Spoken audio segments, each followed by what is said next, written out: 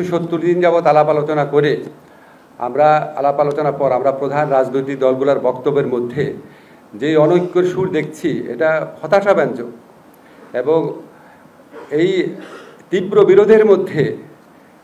বিরোধের মধ্যে কিভাবে সমঝোতার দলিল পাশ হয় এটা খুব দুরূহ একটা চ্যালেঞ্জ আমাদের সামনে এনে দিয়েছে। ওনাদের তো আসলে ঐক্যবদ্ধ হয় নাই কিছু ভাইটাল প্রশ্নে। এর আগে আমরা জেনেছিলাম যে কন্টেন্ট নিয়ে বিরোধ ছিল, যে সংস্কার যে বিষয়বস্তু সেটা নিয়ে বিরোধ ছিল, এটা আমি জানতাম। এখন আবার দেখলাম আরও দুই ধরনের বিরোধ বের হয়েছে। একটা হচ্ছে এটা আপনার কি পদ্ধতিতে পাশ করা হবে, আরেকটা হচ্ছে এই জন্য গণভোট হলে গণভোট কবে হবে। এবং এত দৃঢ় এবং পরস্পর বিরোধী এবং কি বলবো উত্তেজিত ভূমিকা নিয়েছে রাজনৈতিক দলগুলো যারা জুলাই গণঅভ্যুত্থানের পক্ষ ছিল। তা আপনারা যদি এরকম একটা ভূমিকা নেন তাহলে সরকার কি করবে আমরা ঠিক বুঝতে পারছি না। যে এতদিন আলোচনার পর যদি আপনাদের ঐক্যমত না আসে, তো এখন আমরা আসলে কিভাবে কি করবো এটা নিয়ে সত্যি আমাদেরকে একটু চিন্তা করতে হচ্ছে।